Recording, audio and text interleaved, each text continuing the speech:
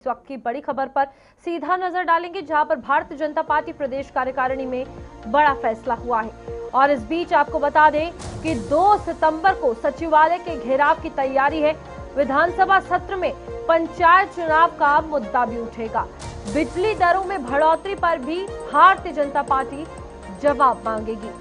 2 सितंबर को सचिवालय घेराव की तैयारी को लेकर बीजेपी ने प्रदेश कार्यकारिणी की बैठक में बड़ा फैसला लिया है। बैठक में मिशन 2029 की तैयारियों को लेकर संगठन को मजबूत करने और जीत का मंत्र कार्यकर्ताओं को देने पर जोर दिया गया। पार्टी ने पदाधिकारियों और विधायकों के बीच बेहतर समन्वय बनाने की जरूरत पर भी चर्चा की।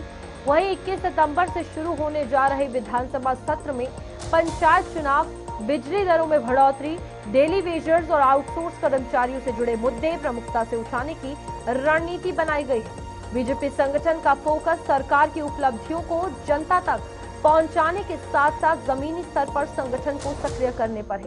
2 सितंबर के सचिवालय घेराव को लेकर कार्यकर्ताओं और पदाधिकारियों को जिम्मेदारी सौंपने की तैयारी की जा रही है। और इस बीच बैठक में मिशन 2029 के लिए एकजुट होकर चुनावी रणनीति पर काम करने का भी संदेश दिया गया है। तो भारतीय जनता पार्टी की तरफ से यहाँ पर सचिवालय घेराव की तैयारी है और 2 सितंबर को यह घेराव किया जाएगा, जहां पर अलग अलग मुद्दे यहां पर भारतीय जनता पार्टी उठाएगी और सरकार को घेरने की तैयारी भी की जा रही है। कई अहम मुद्दों पर जिसको लेकर लगातार चर्चाएं जो है वो बनी हुई हैं। सरकार बने हुए समय हो गया है और इस बीच लोगों तक वो बातें जो कही गई थी पहुंचाई जाएंगी। उन पर कितना काम हुआ है, वो कहां पर पहुंची और आगे को लेकर क्या कुछ रोड मैप है, इस पर भी भारतीय जनता पार्टी तमाम बड़े सवाल उठाती हुई नजर आएगी, जिसमें पदाधिकारियों को जिम्मेदारी सौंपने की बात कही जा रही है। और कल यहां पर अगर बात की जाए, कश्मीर में एक बैठक हुई थी जिसमें तमाम बड़ी चर्चाएं देखने को मिली। भारतीय जनता पार्टी ने पूरे रणनीतिक तौर से राजनीति में अपना पैर कश्मीर में बनाने के लिए ये तमाम तैयारियां की हुई है। अब यहां पर इस हिसाब से अगर बात की जाए, पॉलिटिकल टेक अवे की बात की जाए, क्या कर रहा है, क्या होने वाला है, इन तमाम चीजों पर सवाल उठेंगे, बातचीत होगी, चर्चा होगी। हमारे साथ वरिष्ठ पत्रकार इसी विनोद कुमार जी इसी पर और जानकारी देने के लिए जुड़ चुके हैं। विनोद जी, 2 सितंबर सचिवालय का घेराव, क्या एजेंडा भारतीय जनता पार्टी का देख रहे हैं आप रहने वाला है? रूपाली, मीटिंग में ये फैसला लिया गया है कि 2 सितंबर को सचिवालय का घेराव किया है, लेकिन उसका इम्पैक्ट जो बाकी विपक्षी दल है उन पर पड़ा है। आज ही उन्होंने, अगर हम अपनी पार्टी की बात करें या पीपल्स डेमोक्रेटिक पार्टी की बात करें, दोनों ने सरकार के खिलाफ प्रोटेस्ट निकाला है। जो बिजली रेट्स में इन्हांसमेंट होने जा रही है उसको लेकर के जोरदार प्रदर्शन किया है। वैसा ही प्रदर्शन भारतीय जनता पार्टी के लोग 2 सितंबर को करने जा रहे हैं। सचिवालय का घेराव करेंगे और इन सचिवालय के घेराव के दौरान उनके जो मुख्य बिंदु रहेंगे, एक तो डेली वेजेस को रेगुलराइज करना है। एक आपने जो अपने वादे में, मैनिफेस्टो में कहा था कि आप 200 यूनिट बिजली मुफ्त देंगे और उसके बाद आप पहली ही सितंबर से बिजली दरों को बढ़ा रहे हैं, 6 दशमलव से ज़्यादा बढ़ा रहे हैं, 6.8% आप इन्हांस कर रहे हैं, उसको लेकर के करेंगे। फिर आप देखिए डेली वेजेस का इशू है। फिर आप देखिए कि आपने सारी नौकरियां आउटसोर्स कर दी हैं, रोजगार सरकारी नौकरी को आउटसोर्स कर दिए।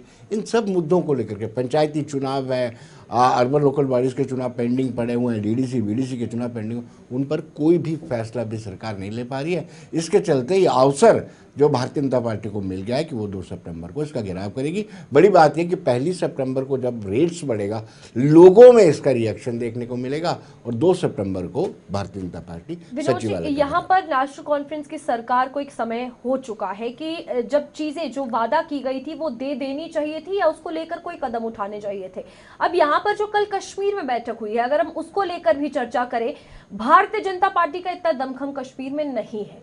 जम्मू में हम सभी जानते हैं कि 29 की 29 सीटें जो है वो भारतीय जनता पार्टी ने, उसके बाद वहां पर उन मुद्दों को उठाकर नेशनल कॉन्फ्रेंस की सरकार को एक बड़ा टक्कर देकर, और वो मुद्दे जो पूरे नहीं हुए, कितना बड़ा मेजर सेटबैक होगा भारतीय जनता पार्टी के लिए? देखिए, ये जो घेराव है इसमें कितना संख्या बल जुटता है ये अलग बात है, लेकिन क्या वाकई ही में 2014 के बाद से जो काम कश्मीर में भारतीय जनता पार्टी के शीर्ष नेतृत्व ने किया है, बड़े नेता वहाँ कैंपिंग करते थे, अशोक कोल कैंपिंग करते थे और बड़े, अब एलओपी लीडर ऑफ अपोजिशन वहीं पे ज़्यादा कैंपिंग करते थे, उनकी ओपीडी भी चलती थी। सुबह मैं भी उनके पास एक बार गया था तो लंबी कतार लगी हुई थी और काम करवाने वाले लोगों की।